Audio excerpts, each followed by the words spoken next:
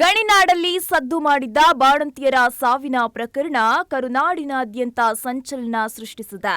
ಬಾಣಂತಿಯರ ಸರಣಿ ಸಾವಿನ ಪ್ರಕರಣಗಳಿಂದ ಗರ್ಭಿಣಿಯರು ಹಾಗೂ ಬಾಣಂತಿಯರು ಭಯದಲ್ಲಿದ್ದಾರೆ. ಮಾನಸಿಕ ಒತ್ತಡವನ್ನು ಕಡಿಮೆ ಮಾಡಲು ವಾಣಿವಿಲಾಸ ಆಸ್ಪತ್ರೆಯು ಹೊಸ ಚಿಕಿತ್ಸೆಯನ್ನ ಕಂಡುಕೊಂಡಿದೆ.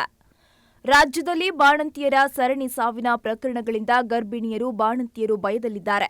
ಹೀಗಾಗಿ ವಾಣಿವಿಲಾಸ ಆಸ್ಪತ್ರೆಯ ವೈದ್ಯರು ಗರ್ಭಾವಸ್ಥೆಯಲ್ಲಿರುವಾಗಲೇ ತಾಯಿ ಮಗು ಹಾರೈಕೆಗೆ ಮುಂದಾಗಿದ್ದು ಸಂಗೀತ ಟ್ರೀಟ್ಮೆಂಟ್ ಅನ್ನ ಶುರು ಮಾಡಿದೆ. ವಾಣಿವಿಲಾಸ ಆಸ್ಪತ್ರೆಯಲ್ಲಿ ಈ ಹಿಂದೆನೇ ಪ್ರಾರಂಭಿಸಲಾಗಿತ್ತು. ಆದರೆ ಗರ್ಭಿಣಿಯರು ಅಷ್ಟೇನು ಈ ಚಿಕಿತ್ಸೆಯ ಬಗ್ಗೆ ಒಲವು ತೋರಿಸಿರಲಿಲ್ಲ.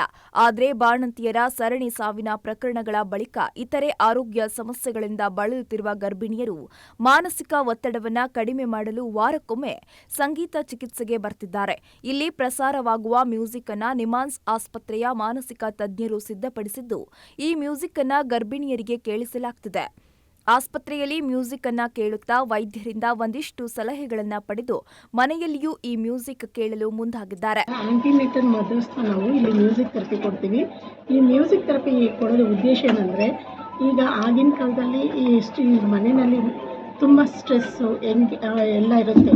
ಇದ್ದಾಗ ಅವರು ತುಂಬ ಅದರ ಬಗ್ಗೆ ತುಂಬ ಕಾನ್ಸಂಟ್ರೇಷನ್ ತಗೊಂಡು ಅವರು ಉದ್ವೇಗ ತುಂಬ ಬಂದಾಗ ಅವ್ರಿಗೆ ಹಾರ್ಮೋನ್ ಚೇಂಜಸ್ ಆಗಿ ಅವ್ರಿಗೆ BP, ಶುಗರ್, ಥೈರಾಯ್ಡ್ ಅನ್ನೋದೆಲ್ಲ ಬರುತ್ತೆ.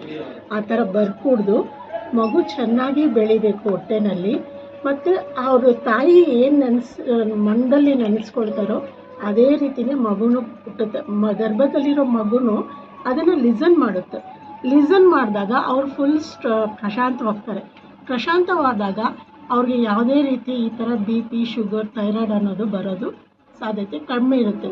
ಅದು ಕಮ್ಮಿ ಆದಾಗ ಅವರು ಡೆಲಿವರಿ ಆಗುವಾಗ ಅದು ಸಪೋರ್ಟ್ ಆಗಿರುತ್ತೆ. ಫುಲ್ ಸಪೋರ್ಟ್ ಕೊಟ್ಟಿರುತ್ತೆ ಈ ಸಂಗೀತ ಚಿಕಿತ್ಸೆ ಕೊಟ್ಟಾಗ ಅವರು ಡೆಲಿವರಿ ಆಗೋ ಟೈಮಲ್ಲಿ ಅವರು ಫುಲ್ ಸ್ಟ್ರಾಂಗ್ ಆಗಿರ್ತಾರೆ. ಇನ್ನು ಗರ್ಭಿಣಿಯರಿಗೆ ಮೊದಲು ಕೌನ್ಸಿಲಿಂಗ್ ಮಾಡಿ 1 ಗಂಟೆಯ ತನಕ ಈ ಚಿಕಿತ್ಸೆಯನ್ನ ನೀಡಲಾಗುತ್ತೆ. ಗರ್ಭಿಣಿಯಾದ ಮೊದಲ ತಿಂಗಳಿಂದ 8-9ನೆಯ ತಿಂಗಳ ತನಕ ಈ ಚಿಕಿತ್ಸೆ ಪಡೆಯುತ್ತಾರೆ. 5 ತಿಂಗಳ ಬಳಿಕ ಮ್ಯೂಸಿಕ್ ಥೆರಪಿಯಿಂದ ಗರ್ಭದಲ್ಲಿರೋ ಮಗುವಿನ ಚಲನವಲನಗಳನ್ನು ವೈದ್ಯರು ಪತ್ತೆ ಹಚ್ಚಲಿದ್ದಾರೆ. ಈ ಚಿಕಿತ್ಸೆ ಪಡೆದ ಸುಮಾರು ತಾಯಂದಿರಿಗೆ ಹೆರಿಗೆಯಾದ ಬಳಿಕ ಮಕ್ಕಳು ತುಂಬಾ ಕ್ರಿಯಾಶೀಲರಾಗಿರ್ತಾರೆ ಅಂತ ಈ ಹಿಂದೆಯೇ ವಾಣಿವಿಲಾಸ ಆಸ್ಪತ್ರೆಯ ವೈದ್ಯರು ಸಂಶೋಧನೆ ಮಾಡಿದ್ರು. ಇದೀಗ ಮ್ಯೂಸಿಕ್ ಥೆರಪಿಗೆ ಬರುವ ಗರ್ಭಿಣಿಯರ ಸಂಖ್ಯೆ ಕ್ರಮೇಣ ಹೆಚ್ಚಾಗ್ತಾ ಇದ್ದು, ಗರ್ಭಿಣಿಯರು ಕೂಡ ಮಗುವಿನ ಚಲನವಲನವನ್ನ ಕಂಡು ಖುಷಿ ಪಡ್ತಿದ್ದಾರೆ. ಅವ್ರಿಗೆ ಅಷ್ಟು ಟೆನ್ಷನ್ ಇರುತ್ತೆ, ಮನೆಯಲ್ಲಿ ಯಾವುದಾದ್ರೂ ರೀತಿ ಟೆನ್ಷನ್ ಇರುತ್ತೆ. ಇಲ್ವಾ ತಾನು ಗರ್ಭಿಣಿ ಇರೋದ್ರಿಂದ ಏನು ಮಗು ಹುಟ್ಟುತ್ತೆ ಮತ್ತು ಯಾವ ರೀತಿ ನನಗೆ ಡೆಲಿವರಿ ಆಗುತ್ತೆ, ಪೇಯ್ನ್ ಇರುತ್ತೆ ಅಂಥದ್ದೆಲ್ಲ ಅವ್ರು ತುಂಬ ತಲೆಗೆ ಹಾಕ್ಕೊಂಡಾಗ ತುಂಬ ಸ್ಟ್ರೆಸ್ ಇರುತ್ತೆ. ಮತ್ತು ಈಗ ಇತ್ತೀಚೆಗೆ ಅರ್ಲಿ ಮ್ಯಾರೇಜ್ ತುಂಬ ಆಗ್ತಾ ಇದೆ. ಅವ್ರಿಗೆ ಏನೂ ಗೊತ್ತಿರಲ್ಲ, 17 ಇಯರ್ಸ್ 18 ಇಯರ್ಸು. ಅವಾಗ ಅವರು ಫುಲ್ಲು ಟೆನ್ಷನಲ್ಲಿರ್ತಾರೆ. ಅಂಥವ್ರಿಗೆ ಈ ಥೆರಪಿ ತುಂಬ ಯೂಸ್ಫುಲ್ ಆಗಿದೆ. 8 ಮಂತ್ಸ್ 7 ಮಂತ್ಸ್ ತನಕ ನಾವು ಮ್ಯೂಸಿಕ್ ಥೆರಪಿ ಕೊಡ್ತೀವಿ ತಾಯಿಯಂದ್ರಿಗೆ.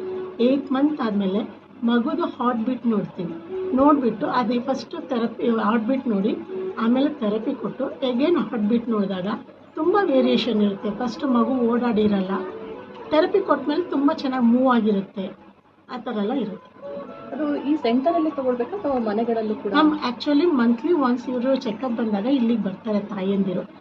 ಎವ್ರಿ ಡೇ ನಾವು ಅವರಿಗೆ ಬರ್ಕೊಡ್ತೀವಿ. ಯೂಟ್ಯೂಬಲ್ಲಿ ಈ ಥರ ಮ್ಯೂಸಿಕ್ ಬರುತ್ತೆ, ಲಿಸನ್ ಮಾಡಿ every day 1/2 hour to 1 hour listen ಮಾಡಬೇಕು. ಒಟ್ನಲ್ಲಿ ಬಾಣಂತಿಯರ ಸಾವಿನಿಂದಾಗಿ ಕೆಲ ಗರ್ಭಿಣಿಯರಲ್ಲೂ ಆತಂಕ ಶುರುವಾಗಿದ್ದು, ಅವರ ಮನಸ್ಸಿನ ಒತ್ತಡ ಕಡಿಮೆ ಮಾಡಲು ವಾಣಿವಿಲಾಸ ಆಸ್ಪತ್ರೆಯಲ್ಲಿರುವ ಚಿಕಿತ್ಸೆ ಬಹಳಷ್ಟು ಸಹಕಾರಿಯಾಗಿದೆ.